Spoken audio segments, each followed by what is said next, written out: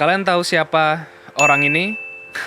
Well, di episode ketiga Heopods kali ini aku bakal ngebahas soal orang ini dan kasusnya yang lagi ramai banget dibahas di hampir semua kanal berita yang ada di sosial media. Kalian bisa nemuin kasusnya orang ini di IG, di TikTok, dan bahkan di Facebook juga. Di Google pasti bertebaran juga kasusnya orang ini. Jadi siapa sih sebenarnya orang ini dan masalah apa sih yang bisa kita bahas soal orang ini? Well, siapin minum, siapin snack karena kita bakal bahas bareng-bareng kasusnya orang ini hanya di Heopods. Hey, let's talk.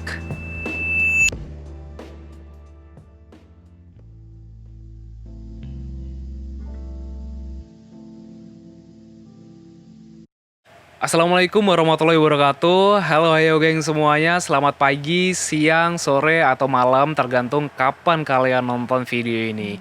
So gimana kabar kalian semuanya? Semoga kalian semua dan keluarga kalian tentunya tetap diberikan kesehatan dan keselamatan juga di musim pandemi yang kayaknya kok nggak selesai-selesai ya.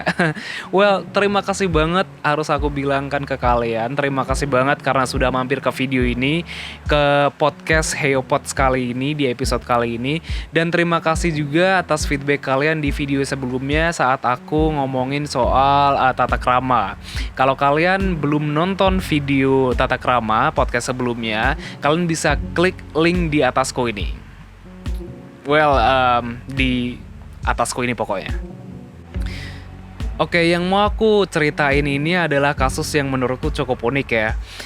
Aku mungkin nggak tahu bagaimana full ceritanya atau detail ceritanya bagaimana, tapi yang akan aku ceritakan itu aku dapatkan dari sumber-sumber yang aku baca, dengar, dan lihat. Tentu saja dari sumber-sumber dari media-media kita ya.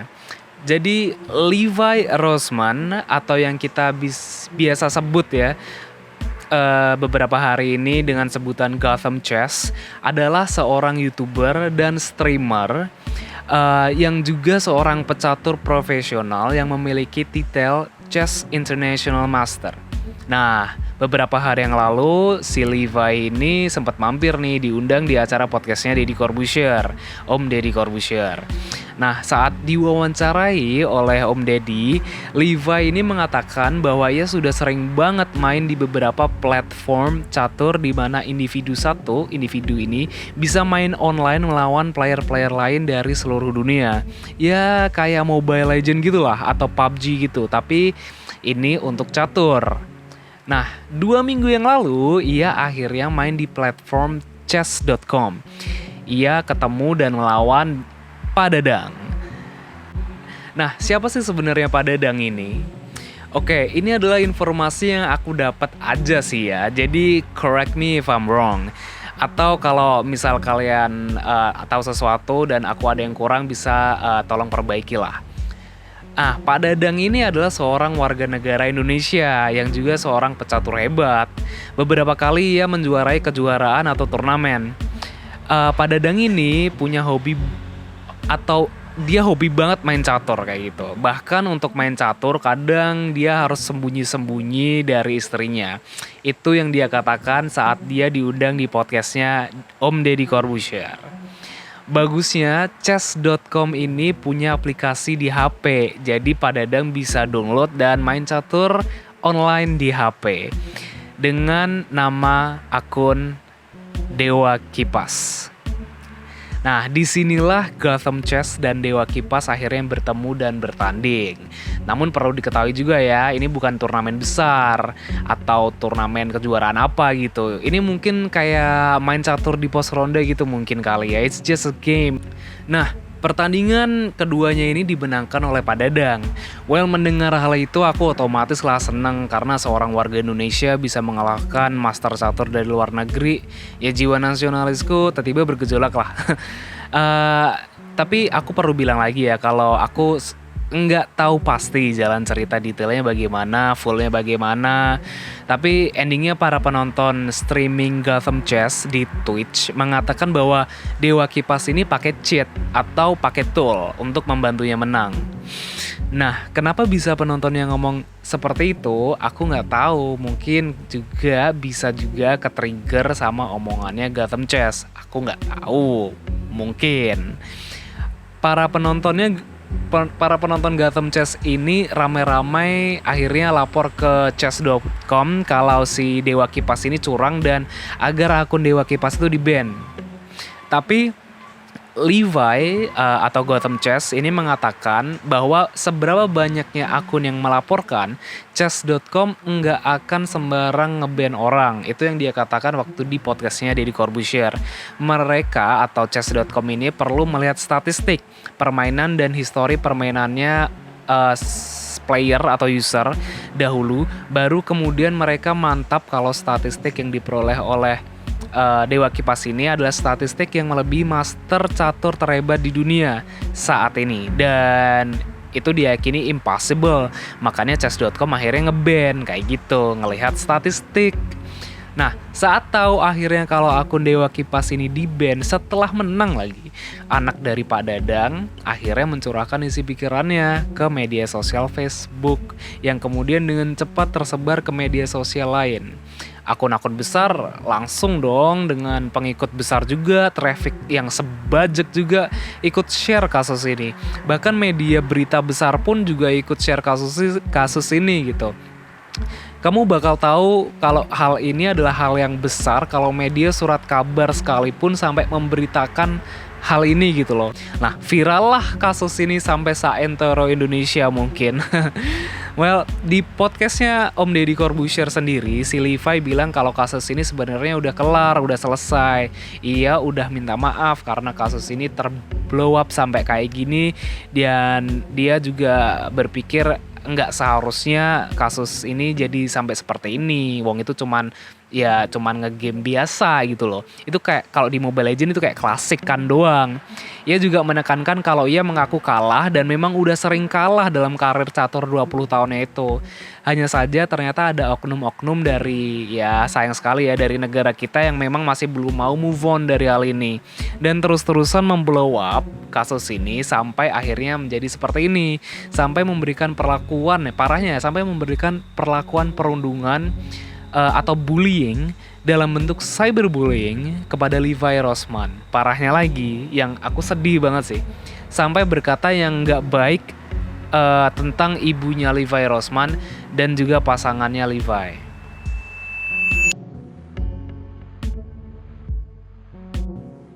Nah, sekarang aku mau masuk ke pembahasan. Dan yang mau aku bahas di sini ini bukan seni percaturannya sebenarnya, dan berbagai strategi catur ya. Aku gak mau bahas itu. Tapi yang mau aku bahas adalah soal perundungannya, soal bullyingnya, bahasa kerennya kayak gitu. Nah, lebih spesifiknya aku mau ngomongin soal cyberbullyingnya.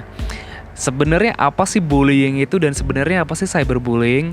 Gimana sih contohnya dan jenisnya atau klasifikasinya bagaimana sih? Apa efeknya, dan sebenarnya ada nggak sih hukum yang menaunginya di negara kita ini? Kemudian juga bagaimana cara preventifnya, pencegahannya, dan atau menghindarinya itu bagaimana? Bagaimana juga mengatasinya kayak gitu. So, let's talk about that. Oke, kata bully atau bullying pasti kita semua udah pernah denger lah ya. Itu kata udah familiar banget lah akhir-akhir ini, beberapa tahun terakhir ini. Setidaknya kalian udah pernah mendengarnya sekali lah seumur hidup kalian. Kalau kalian gak pernah denger ya, well, aku cuman bisa bilang wow, primitif. Maksudku kalau kalian search di Google tuh ya, itu pasti banyak banget jutaan kasus yang bertebaran di page 1 sampai page 99 lebih. Itu pasti banyak banget kasus bullying yang bisa kalian dapatkan di Google sendiri. Itu belum dari YouTube. Kalau kalian search di YouTube itu banyak banget konten YouTube video yang menjelaskan soal bullying dan contoh-contoh bullying, kasus-kasus bullying. Contohnya adalah video Nancy Judge. Nancy Judge sampai bikin konten video bullying itu sampai 2 konten video. Nancy Judge 2 video. God, I love her. Memang sebenarnya seberapa penting sih bullying ini? Oke, kita cari tahu dulu bullying itu apa ya. Ini sambil aku baca dari penelitian. Oke, kita cari tahu dulu bullying itu maksudnya apa ya. Ini sambil aku baca menurut penelitian-penelitian ilmiah yang udah aku ambil di internet. Nah, menurut Coloroso dalam penelitian di tahun 2007 yang aku kutip dari penelitian ini, bullying adalah suatu tindakan intimidasi yang dilakukan secara berulang-ulang oleh pihak yang lebih kuat terhadap pihak yang lebih lemah. Nah, hal ini dilakukan dengan sengaja dan memiliki tujuan untuk melukai korbannya secara fisik maupun emosional. Nah, sedangkan menurut penelitian dari Dian Nurfitriani, bullying adalah suatu perilaku negatif yang dilakukan secara berulang-ulang, dilakukan dengan sadar dan sengaja yang bertujuan untuk menyakiti orang lain secara fisik maupun emosional. Hal ini dilakukan oleh individu atau kelompok bahkan, dan terdapat ketidakseimbangan kekuatan atau kekuasaan dari pihak-pihak yang terlibat. Nah, kemudian cyberbullying itu apa? Sebenarnya sama aja sih sama bullying, hanya saja hal ini dilakukan secara daring atau online dan ada di media online tanpa adanya tatap muka. Nah, secara definisi sendiri menurut penelitian dari Doumas dan Midget, di penelitiannya tahun 2020, cyberbullying adalah tindakan yang agresif dan disengaja yang dilakukan oleh sekelompok atau individu menggunakan bentuk kontak elektronik, dilakukan secara berulang kali dan dari waktu ke waktu terhadap korban yang tidak dapat dengan mudah membela dirinya sendiri. Sedihnya, dalam penelitian Wasdorp, Catherine dan Bradshaw tahun 2015 menunjukkan bahwa traditional bullying atau bullying pada umumnya itu bisa mempengaruhi cyberbullying. Kok bisa? Well, kekerasan secara verbal dan fisik yang terjadi ketika bertemu langsung dan tatap muka itu bisa terjadi dalam kondisi kekerasan secara verbal di media sosial. Begitu juga sebaliknya, kekerasan yang terjadi di media sosial bisa ada implikasinya pada kekerasan dan penghinaan ketika berhadapan secara langsung. Oke, sekarang kita masuk ke karakteristik dan klasifikasi serta tipe daripada bullying itu sendiri. Menurut American Psychiatric Association atau APA, bullying adalah perilaku agresif yang memiliki karakteristik 1. Perilaku negatif yang bertujuan untuk merusak atau membahayakan. 2. Perilaku yang diulang selama jangka waktu tertentu. Dan 3. Adanya ketidakseimbangan kekuatan atau kekuasaan dari pihak-pihak yang terlibat. Sedangkan klasifikasi atau jenis-jenis dari perilaku bullying sendiri itu ada 4, yaitu yang bersifat non-verbal atau non-verbal atau fisik tentunya, yang tentu saja tindakan ini berkaitan dengan fisik seperti memukul, menendang, mendorong, mencubit, menyandung, dan merusak properti. Kemudian yang kedua adalah bersifat verbal, di mana perilaku bullying dilakukan secara verbal tentunya, seperti memanggil dengan nama yang enggak baik misalkan, menghina, mengejek, melakukan ucapan rasis, pelecehan verbal. Kemudian yang ketiga adalah bullying bersifat sosial. Contohnya seperti menyebar rumor yang gak benar, membuat guyonan jahat, kemudian mengajak orang lain untuk mengucilkan seseorang, dan memberikan ekspresi atau gestur tubuh yang mengancam atau menghina serta meniru dan bertujuan untuk menghina atau meremehkan.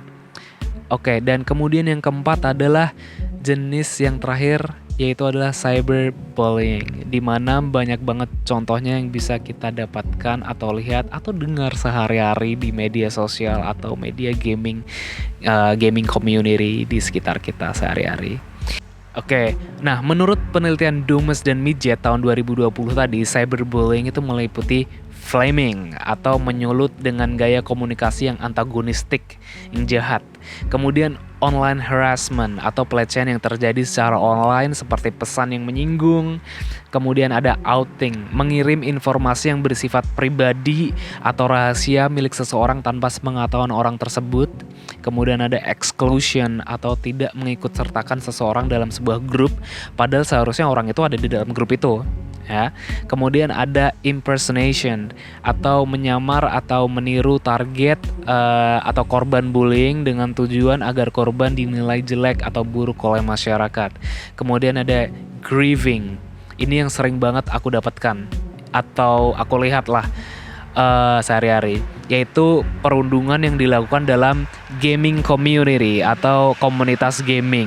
Itu banyak banget, sering banget kita jumpai di komunitas gaming. Kemudian ada trolling atau komentar ofensif yang dipost dalam suatu website.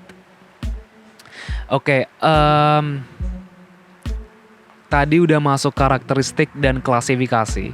Kemudian kita masuk ke siapa yang bisa melakukan bullying atau cyberbullying ini dan siapa yang bisa menjadi korban. Well, perlu diketahui bahwa bullying ini bisa terjadi ke siapapun.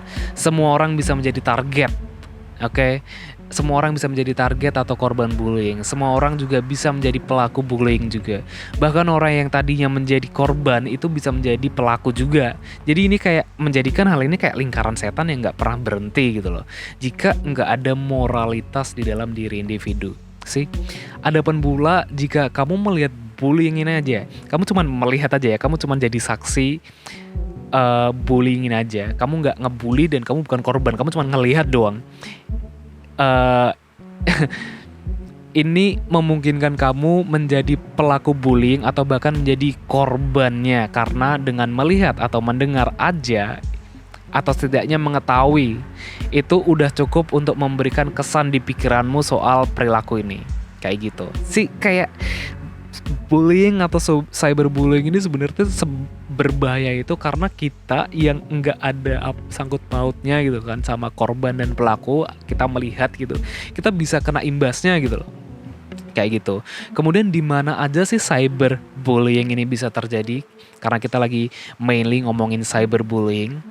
Oke, kalau bicara soal cyberbullying, kita harus tahu apapun yang membuat kita itu bisa berinteraksi dengan orang lain dan orang banyak yang kita akses melalui internet itu bisa berpotensi menjadi tempat timbulnya cyberbullying. Cyberbullying ini bisa terjadi dalam beberapa format seperti email, kemudian pesan instan seperti WhatsApp, Telegram, direct message di Instagram dan sebagainya. Kemudian ada di website juga bisa terjadi, blogs, social network seperti Twitter, Facebook, Instagram dan sebagainya, serta tentu saja pada game-game online. Well, ada penelitian dari Chisholm itu mengatakan aplikasi seperti Instagram, Snapchat, dan Twitter, Facebook itu sering banget digunakan sebagai wadah untuk melakukan pelecehan atau harassment. Kemudian digunakan juga untuk sarana mengintimidasi, digunakan sebagai sarana untuk menghina dan mengancam target. Kemudian juga ada penelitian dari De Paulis, ini dalam Domas tahun 2020, mengatakan dalam penelitiannya terhadap anak-anak SD. Jadi dia melakukan penelitian kepada anak-anak SD. Ini dikatakan dalam penelitiannya cyberbullying itu ramai ditemukan salah satunya dalam format game online, di mana banyak banget orang dapat ketemu ya dalam suatu room tapi secara anonim. Kapan aja sih sebenarnya cyberbullying ini bisa terjadi? Is there even a question? Kalau soal kapan ya, hal ini tentu saja dapat terjadi kapan aja sih. Kayak like seriously, secara anonim orang pasti, apalagi orang kita ya, pasti kayak mendadak punya kekuatan untuk mencederai orang atau menghina orang. Jadi kayak ini bisa terjadi kapan aja, dalam setiap detik, dalam 1 menit, dalam 1 jam, dalam 1 hari, dalam 1 bulan, dan dalam 1 tahun itu pasti ada dan orang bisa melakukannya. Pokoknya selalu ingat aja kata-kata dari abang yang satu ini. Ingat, kejahatan terjadi bukan hanya karena ada niat pelakunya, tapi juga karena ada kesempatan. Waspadalah, waspadalah. Kemudian kita masuk, kenapa ini yang membuat hal ini menjadi penting banget untuk dibahas menurutku. Mengapa hal ini berbahaya, oke? Kemudian juga mengapa orang melakukan bullying, kayak gitu. Kita udah tahu apa kapan dan di mana cyberbullying itu bisa terjadi. Tapi sebenarnya tahu nggak sih kenapa hal ini tuh bisa seberbahaya itu gitu loh. Dalam penelitian Stika dan Parent tahun 2013, dikatakan bahwa cyberbullying ini bahkan lebih berbahaya daripada bullying pada umumnya. Hal ini dikarenakan banyak audiens yang dapat melakukan perundungan di saat yang bersamaan. Banyaknya audiens yang akan menjadi korbannya, kemudian banyaknya audiens yang akan melihat, mendengar, atau mengetahuinya, kemudian juga akses yang tidak terbatas kepada target perundungan, dan kurangnya supervisi atau pengawasan dari orang yang lebih tua, atau setidaknya kurangnya supervisi dari suatu lembaga atau seseorang. Cyberbullying itu bisa sangat berbahaya karena pelaku yang melakukannya bersifat anonim atau tidak diketahui identitasnya sama sekali secara gamblang. Ini membuat korban sulit banget untuk menjaga dirinya dan cenderung merasa lemah. Sayangnya hal ini tuh nggak cuman berbahaya bagi korban langsungnya aja gitu loh, tapi juga berbahaya kepada individu yang melihat, mendengar, atau menjadi saksi lah saat perundungan ini atau cyberbullying ini dilakukan. Bayangin aja ya, yang tadi kayak udah aku bilang tadi, bayangin aja kamu nggak ngapa-ngapain terus ngelihat orang digituin, kamu bisa jadi korban juga loh. Gimana bisa coba? Dengan melihat dan gak melakukan apa-apa, kamu bisa mengembangkan tingkah laku yang pasif, demoralisasi, kecemasan, dan simptom depresi. Dan ini aku gak sembarang ngomong. Ini aku ngomong berdasarkan penelitiannya Rivers dan Noret tahun 2013. Ini. Emang kenapa sih orang bisa melakukan ini gitu kan? Faktornya tuh apa aja gitu loh. Faktor yang mendasari bullying itu adalah faktor-faktor dari internal dan eksternal. Dimana internal ini meliputi faktor temperamental dan faktor psikologis terhadap intensitas individu melakukan tindakan agresi. Si pelaku bersikap impulsif dan minimnya meregulasi diri. Kemudian ketika individu melakukan kekerasan, mereka itu nggak merasa bersalah ataupun berempati terhadap korbannya. Sedangkan faktor eksternalnya tentu saja adalah pola asuh dari orang tua yang mungkin kurang tepat. Kemudian pengaruh teman sebaya, serta pemaparan informasi melalui media-media massa, media-media online atau cetak, atau mungkin film yang mempertontonkan kegiatan bullying. Mungkin ada beberapa orang yang kurang edukasi mungkin ya mengenai bahayanya hal ini. Mungkin kurang literasi mungkin, atau mungkin hanya acuh aja atau ignorant atau nggak peduli lah dengan perasaan orang lain itu. Sayangnya memang benar hal ini memang sangat berbahaya, seperti yang tadi udah aku paparkan ya. Korban bisa memiliki anxiety disorder atau gangguan kecemasan. Ini aja gangguan kecemasan aja itu udah berbahaya loh. Kalau misalkan nggak tahu cara mengatasinya. Dan ini nggak sepele men. Sedihnya tuh nggak cuman kecemasan aja yang bisa terjadi ke korban sih. Depresi, malu, tidak percaya diri, itu semua tuh mungkin terjadi gitu loh ke korban. Dan nggak berhenti sampai di situ. Seringkali kita mendengar berita mengenai individu yang mengakhiri hidupnya, yang bunuh diri karena cemas dan depresi yang berawal dari tindakan bullying ini. Maksudku, di mana sih moralnya orang-orang kita yang melakukan tindakan perundungan ini gitu loh, melakukan bullying?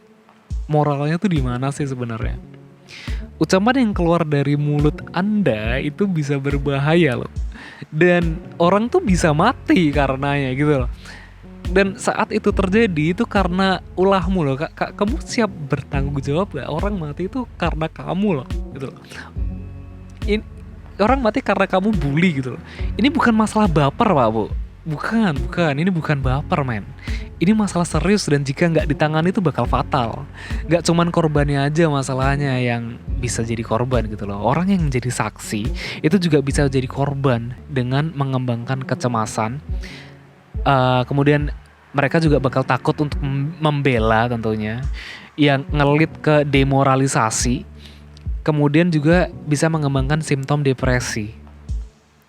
Well, sayangnya apa ya, menurutku bahasan soal ini tuh hanya akan keluar pas udah terlambat aja gitu loh.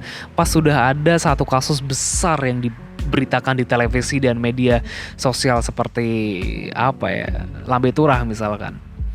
Buat bangsa yang katanya moral tinggi, yang katanya orang-orangnya ramah, yang kita elu-elukan itu, kok kayaknya gak kerasa sama sekali gitu loh moralitasnya. Kita kayak acuh soal bahasan ini gitu loh.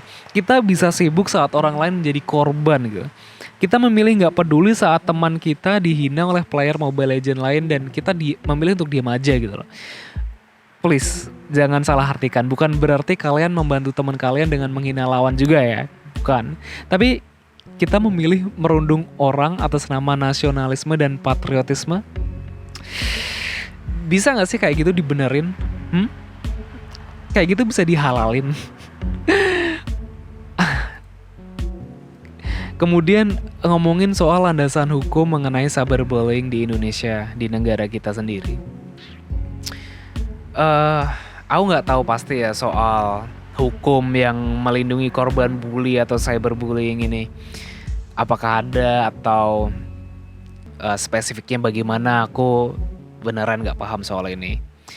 Dan aku coba cari di internet juga susah dapetnya gitu. Jadi kalau misalkan ada dari kalian yang tahu soal hukum, tahu soal landasan hukum, undang-undang yang apa ya, yang menaungi soal bullying dan cyberbullying ini, atau at least apa ya, perlindungan terhadap anak lah, please komen di bawah lah. Kita sama-sama belajar dan aku pengen tahu banget soal landasan hukum ini gitu loh. Soal landasan hukum yang ngomongin soal cyberbullying atau bully ini. Nah, yang aku dapatkan, jadi menurut KPAI nih, di websitenya KPAI langsung, itu ada undang-undang tentang perlindungan anak. Itu ada UU nomor 35 tahun 2014 pasal 9 ayat 1A yang menyatakan setiap anak itu berhak mendapatkan perlindungan di satuan pendidikan dari kejahatan seksual dan kekerasan yang dilakukan oleh pendidik, tenaga kependidikan, kemudian sesama peserta didik dan atau pihak lain. Selain itu juga dari artikel yang aku dapat, cyberbullying ini tercantum dalam KUHP bab 16 mengenai penghinaan, khususnya pada pasal 310 ayat 1 dan 2. Selain itu dibentuk pula UU nomor 11 tahun 2008 mengenai informasi dan transaksi elektronik atau yang kita kenal sebagai UU ITE. Tepatnya pada pasal 27 ayat 1, pasal 27 ayat 3, pasal 27 ayat 4, pasal 28 ayat 1, pasal 28 ayat 2, dan pasal 29. Ancaman hukumannya bagi pelaku nggak main-main juga loh. Pelaku dapat dikenai hukuman 6-12 tahun penjara. Oke, kemudian pasal 80 ayat 1 juga dikatakan setiap orang yang melakukan kekejaman, kekerasan, atau ancaman kekerasan atau penganiayaan terhadap anak itu akan dipidana dengan pidana penjara paling lama 3 tahun 6 bulan dan atau denda paling banyak 72 juta rupiah. Oke, kita udah ngebahas landasan hukum. Kita udah ngebahas soal bullying, cyberbullying, dan landasan hukumnya di Indonesia ini. Kemudian upaya preventifnya bagaimana sih? Pencegahannya gimana? Oke. Menurutku ini hal yang susah ya. Kita masuk ke hal yang sangat susah sekali untuk dilakukan. Sangat susah sekali untuk diaplikasikan mungkin. Aku yakin banget para pemimpin negeri ini, pemimpin negara kita ini, dan ahli-ahli pendidikan, psikologi, sosial itu pasti udah membuat upaya untuk menanggulangi atau at least mengurangi masalah perundungan ini, masalah cyberbullying, masalah bullying ini. Itu pasti mereka udah melakukan itu dan aku yakin banget. Tapi kita sedang berhadapan dengan kesenjangan moral gitu loh, yang mungkin berkaitan juga dengan kesenjangan ekonomi dan pendidikan. hal ini pasti selalu menjadi hambatan di berbagai dunia gitu. Di negara maju sekalipun ya pasti juga ada kesenjangan ekonomi di suatu komunitas masyarakat, dan ini juga berimbas ke kesenjangan pendidikan yang endingnya juga ke kesenjangan moral, dan itu bakal terjadi di semua negara, dan kita nggak bisa memungkiri kalau bullying itu pasti bakalan terjadi bahkan di negara maju sekalipun, apalagi di negara kita gitu loh. Jadi menurutku semua pihak memang harus jalan beriringan ya. Kayak harus seimbang dan adil sesuai hukum yang berlaku di negara kita juga. Perlu adanya juga pemahaman mengenai hal-hal seputar kesehatan mental. Itu menurutku sangat perlu diajarkan di sekolah-sekolah, apalagi dari sekolah dasar. Kalau kesehatan mental itu penting gitu loh. Kemudian pelajaran moral baik di sekolah-sekolah, universitas lah mungkin. Itu penting tau, pelajaran moral. Kemudian juga perlu mungkin diajarkan di suatu komunitas masyarakat mungkin. Dan tentu saja di rumah. Aku mendapati satu penelitian yang menyebutkan mengenai usaha preventif dari bullying atau cyberbullying ini. Mereka menggunakan metode ceramah atau penyuluhan, diskusi, tanya jawab, serta simulasi dan pendekatan kontekstual mengenai dampak daripada perbuatan cyberbullying itu sendiri. Dan penelitian ini nggak main-main, men. Penelitian ini udah berjalan selama 3 tahun. Aku yakin betul ya upaya itu ada dan sudah terlaksana. Itu pasti udah terlaksana itu. Upaya-upaya dari pemerintah untuk menanggulangi bullying dan cyberbullying itu pasti ada. Contohnya adalah adanya undang-undang tadi gitu kan. Dan aku yakin banget itu udah jalan gitu. Baik dari pemerintah maupun dari tenaga pendidikan, tenaga psikologi, pasti ahli-ahli psikologi pendidikan pasti juga udah menjalankan upaya preventif daripada bullying itu sendiri. Tapi itu kembali lagi ke individu-individu masing-masing ya. Mau diberi pelatihan gimana pun ya, kalau lingkungannya nggak ngedukung ya mungkin sama aja gitu loh hasilnya gitu loh. Jadi kembali lagi ke diri kita masing-masing ya kan. Apakah kita masih bisa bermoral? Tuh pertanyaannya. Apakah kita bisa membiarkan anak-anak kita itu nggak bermoral? Apakah kita bisa membiarkan teman-teman kita nggak bermoral dan akhirnya membuli orang lain? Gitu. Apakah kita bisa membiarkan perbuatan bullying ketika kita melihatnya?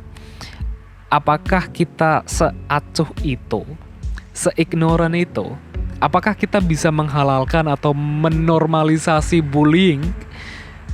Apa yang akan kita pikirkan kalau teman dekat kita memilih untuk mencabut nyawanya setelah kita membuli mereka? Apa yang akan kita rasakan ketika kita tahu orang yang dibully akhirnya mengakhiri nyawanya dan kita nggak berbuat apa-apa saat dia dibully?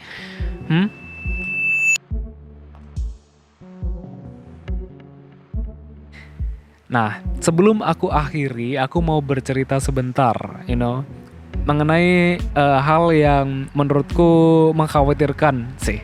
Menurutku pribadi ya. Jadi beberapa waktu yang lalu aku pernah ngeliat orang nih, katakan namanya ini A di media sosial di TikTok waktu itu aku lihat. Nah, ia ngerespon, jadi si A ini ngerespon sebuah video yang menceritakan seseorang yang mendatangi pelaku bully dan meminta pertanggungjawaban karena sudah membuli. Oke, paham ya? User TikTok A ini yang aku lihat, si A ini kemudian bilang kayak gini menanggapi video yang tadi dia lihat. Ya elah sih bro, gitu aja baperan dasar. Kami yang dari komunitas game Dota dari zaman dulu udah biasa digituin. Udah biasa ngejek-ngejekan. Malah sampai ngejekin orang tua, kami udah biasa. Ngejek agama, kami udah biasa. Kami udah kebal sekarang kalau dapat perlakuan begitu, nggak usah baper deh lo. Kalau misal ada yang ngejek, ya kita balas juga dengan ejekan lah. Nggak usah repot-repot. Loh, aku terus mikir gitu loh. Itu orang mikir kayak gitu, aku terus mikir, apa orang ini tuh sebegitu ignorannya gitu. Em, apa orang ini tuh kayak apa ya, nggak peduli gitu loh, apa orang itu mau menormalisasi eh, perilaku bullying ini sama orang tuanya diajarin apa sih sebenarnya? Kayak dapat edukasi dari mana gitu loh? Kok bisa ngomong kayak gini? Belajar moral gak sih orang ini? It's a big no, man. It's a big no. Like seriously, bisa-bisanya kamu ngomong kayak gitu menormalisasi perilaku negatif itu. kita kita nggak bisa menormalisasi perilaku negatif ini, man. Ini perilaku bullying gitu loh. Mau bagaimanapun bentuknya ya, ini adalah perilaku yang nggak tepat, men. Di semua tingkatan sosial, di berbagai budaya, aku percaya banget hal ini nggak tepat untuk dilakukan. Namun dia juga punya poin yang aku setuju sih. Jadi orang itu juga bilang kalau misalkan kamu nggak kuat sama kata-kata orang-orang, itu ada sistem di dalam game, yang ngebuat chat itu nggak bakal tampil. Jadi kamu nggak tahu orang itu ngebully kamu gitu. Jadi kamu aman gitu lah. Tapi eh, itu juga nggak apa ya, kita sebagai user atau player, kita nggak tahu orang itu ngebully kita gitu kan. Tapi orang itu udah melakukan tindakan bullying, walaupun kita nggak tahu ya. Tapi mungkin orang lain, player yang setim sama kita, itu mungkin tahu gitu. Itu mungkin ngelihat dan mereka nggak ngenonaktifin sistem chat tadi gitu loh. Mereka bisa ngelihat dan tadi udah aku paparkan gitu loh. Udah aku paparkan bahayanya orang yang melihat perilaku bullying ini gitu loh. Dengan melihat saja, walaupun kata-kata bullying ini, perilaku bullying ini nggak ditujukan ke orang itu, orang cuma melihat aja itu udah bahaya gitu loh. Nah, jadi kita nggak bisa menormalisasi perilaku bullying ini gitu loh, bro. Oke, jadi yang bisa aku simpulkan dari bahasan yang cukup panjang ini adalah faktanya bahwa ini bisa terjadi ke semua orang dan memiliki dampak yang besar selama masa tumbuh kembang seseorang ya. Membuat cyberbullying ini menjadi salah satu hal yang berbahaya. Setidaknya itu menurutku. Hal ini perlu banget untuk dibicarakan lebih luas sih. Di banyak media surat kabar, di media sosial, di televisi, agar mendapat perhatian dari masyarakat kita. Setidaknya itu menurutku. Hal ini perlu viral gitu loh, agar masyarakat kita tuh tahu bagaimana tuh mencegahnya gitu loh. Bagaimana caranya bangkit setelah kita menerima perlakuan tersebut gitu loh. Setidaknya itu menurutku. Hal ini lebih penting daripada mempermasalahkan kata anjay yang sempat viral beberapa waktu yang lalu. Like seriously man, no offense buat Mas Lutfi yang mempopulerkan. Tujuan beliau mungkin mulia ya, yaitu ingin memperbaiki generasi muda kita. Dan mungkin maksud beliau itu mau menghindari cyberbullyingnya. Tapi yang saya kurang setuju adalah seharusnya yang kita viralkan itu bukan kata anjaynya, tapi perilaku cyberbullyingnya. Itu yang harus kita viralkan. Itu yang mestinya kita viralkan sih. Setidaknya itu menurut saya. Saya berharapnya ya, bahasan mengenai cyberbullying ini bisa menjadi bahasan yang luas dan banyak dibicarakan orang. Banyak yang membikin lah konten video soal ini gitu loh. Dan juga membicarakan mengenai prevensinya, cara mencegahnya gitu loh. Setidaknya menurut kamu lah. Jadi kamu bikin video nih atau membikin cerita, kamu menghindari perilaku negatif ini tuh caranya bagaimana ya? Jangan bilang kalian juga melakukan perilaku negatif ini. No. Like seriously man. Kayak gitu.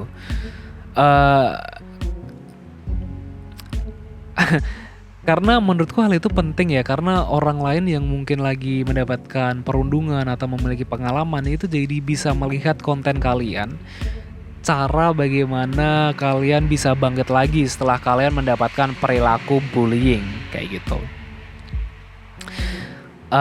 Dan menurutku kalau dibikin konten video itu lebih nyaman untuk diperhatikan daripada membaca satu artikel panjang gitu.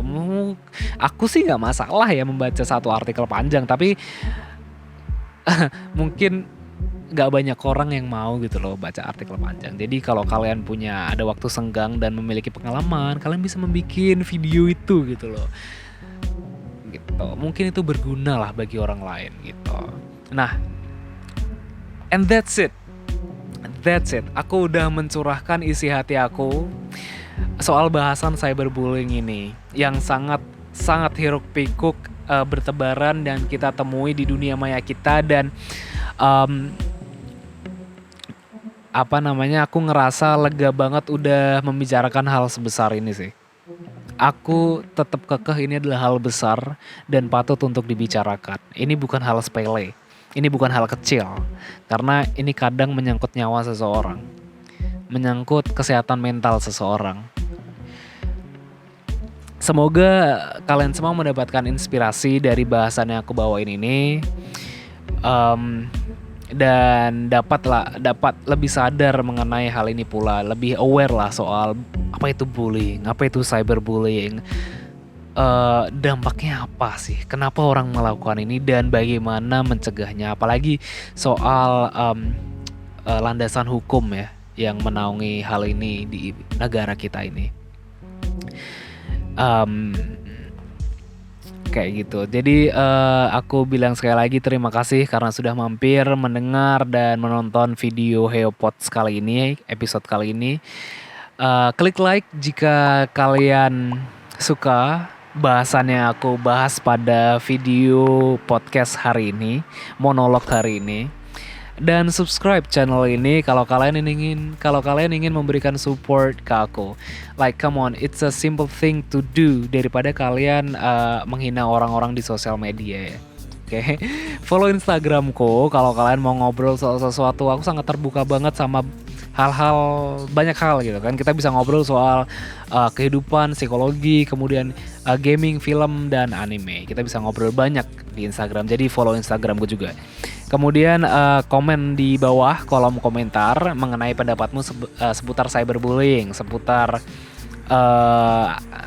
bullying dan cyberbullying gitu. Tulis di kolom komentar. Apakah hal ini boleh dinormalisasikan di negara kita, di komunitas kita? 3, 2, 1, close the itu outro-nya Om Deddy deng ya. Sorry Om. But hey, stay humble, stay awesome, and live by morality, man. Thanks for watching. I'm Yoga, signing out.